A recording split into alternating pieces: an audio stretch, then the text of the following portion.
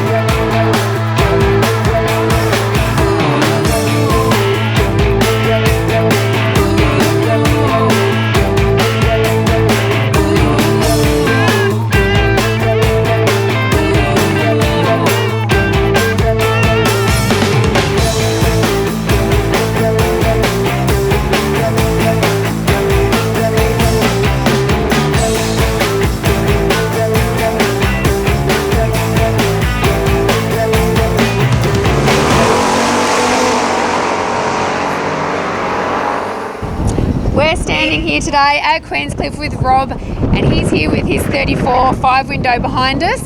Now, Rob, you're a member of the Geelong Street Rodders, I hear. You've been lifetime member by the sounds of it since the club started? 1985. 1985. How long has the club been going for? 1972, I think. So a long time. There you go. I stand corrected, but still a very, very long time. And been to every Queenscliff. Yep, every rod run, yeah. Well, you shouldn't say Queenscliff because a lot of people don't know that it was actually an Ocean Grove before it was here, and then Colindina, then Barnheads before that. So it's been so for a lot of the newbies that have only been to Queenscliff Rod Run, they have been running this same event since what year? 1987. 1987. So there you go. So and this year, it's put on all shades of weather, and we're standing here in the wind. And one of the things I noticed on your 34, you've got aircon. Yep. How good was that on Friday? Fantastic. Wouldn't have a car without it. It was 43 degrees. Yeah. So the 5-window behind us, how long have you had this on the road for? 18 months. 18 months. And you're obviously a bit of a theme with red cars because we can see that you've got a Tudor here that you've obviously used to own as well. Fourth red hot rod. Fourth red hot rod. Will you ever go a different colour? Yes. You will? I'm rebuilding the Roadster and Yep. it's not going to be red. It's not going to be red. It is red at the moment, Stay but it's tuned going for to be repainted. Yeah, and tell us a little bit about the car. So the 34, what made you go a 34 5-window? Have you had one of those before, or was it something new? No, I actually ordered a 3-window and then Yep. I thought, no, there's a lot of 3 windows around. Yep. Not many 5s, so No, yep, that's true. there it is. I love the 5-window. It is nice. Yep. And now this is a little fun fact for people at home. There's 2 types of 5-window coupes in 1934. So there's the American, which is the one behind us, and hopefully Greg is going to go and show us some cutaways right now and his amazing editing of what an Australian 5-window coupe was made, because they were actually made here in Geelong and they are slightly different. So American coupes are a little bit rounder and slightly different swage lines and doors. I think the doors are longer on an American and they're a bit shorter on the Australian ones. So, but they don't make reproduction 5-window Aussies. I don't think they do. I think they only make steel ones. Maybe that's not the demand there, because the American ones are very, very popular. And so you built this all yourself? C&W did the body Yep. and the chassis. Yep. But I took it off from then and Yep. finished it. And front and rear end, what are you running there? Motor, 434 small block Yep, Chev. yep. Yeah. It's a 4L60E transmission, a 9-inch diff. Nice, there you go. So gets along all right? Yeah, it goes all right. Happy with it? And how did you go when you brought it here? So it would have debuted here last year at Queenscliff. Yeah, I did get a top 10. Top 10, Yeah. not bad. You're ticking all the boxes there. So now it is a nice looking car, and you've obviously, like I said, built a few cars before. This is how many rods all up have you had? This is my 4th. Yep. 4th one I've built. And beside us, we have one of the ones that Rob did build as well, and it's an interesting showcase the difference, because you've got American Rebels on this, which are basically like a reproduction of Halibrands, because Halibrand no longer exists anymore. I think they went bankrupt, I have a feeling, which is a shame because they did produce quite a nice wheel. So they do produce them. So we've got ones that were obviously on your last car, Halibrand, Proper Halibrands. which are a proper one, which show the stamp, but then the new ones don't. But they are. I've got them on my own car. Very nice wheels. So so well done. It is a nice looking car. I'm sure you've enjoyed the weekend, and you've cleaned off all the orange rain that we all copped as well. So you've shined it up here. But enjoy the rest of the weekend, and thanks for talking to us, Rob. Thank you. No worries.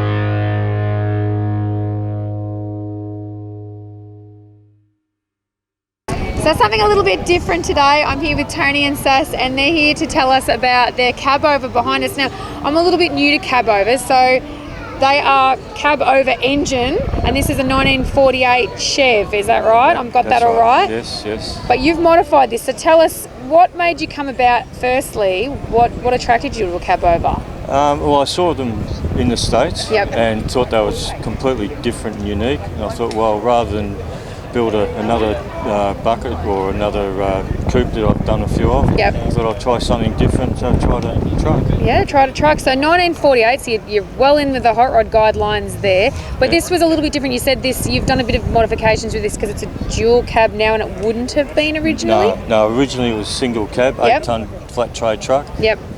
Cut it at the pillar, moved the whole back section back about 30 inches and made a full back seat for it, so now it's a 5-seater. Wow, there you go. So it gets everyone around. Yeah. So, and in terms of like long and short wheelbase, these came in both, or? Yeah. And this was actually now got a short base C30 chassis with long wheelbase dually running gear. All the engine is basically Silverado, late model Silverado running gear. And that hauls it along a ride?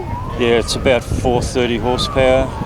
Tidy. Yeah, it'll wheel spin through the first 3 gears, and so it gets pretty scary pretty quick. But because it'd be quite light in the rear as well. And dual wheels on the back, was that originally the plan? You were saying a little always, bit. Yeah, it was. It was always to look like a tow vehicle rather than because a few guys have done car carriers, but I wanted to do it as a tow vehicle. So you're going to the plan is to tow? Yeah, with a fifth wheeler. That's now, Sass, you drive this as well. Do you like driving? How does it drive? Absolutely. It drives good? Absolutely beautiful. Nice and light, smooth. Bit dangerous in the wet, but there's no weight in the back. As I've said on the show, the weather's been really up and down, so how did this go with the heat? Have you got aircon in there or not? Yeah. It does have aircon. I thought it might have aircon because it looks pretty smick. I haven't looked inside yet. So you guys have cruised in style up here.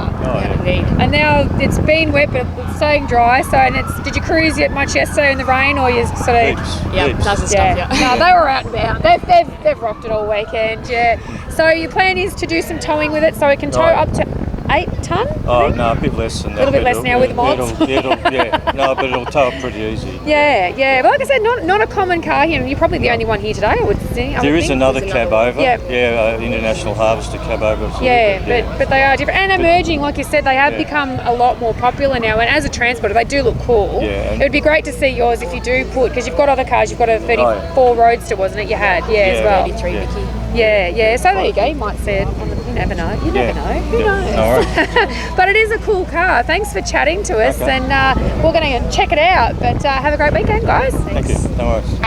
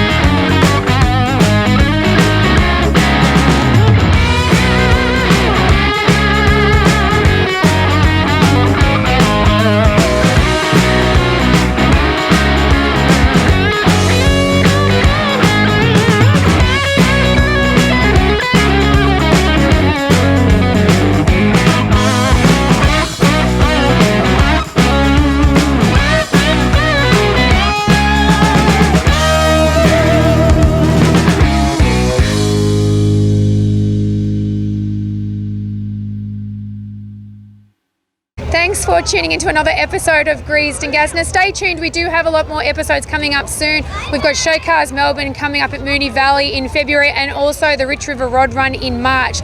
So lots more episodes coming up and some new content. Thanks for tuning in. Check us out on YouTube and also on our Facebook page as well. It's Greased and Gassed.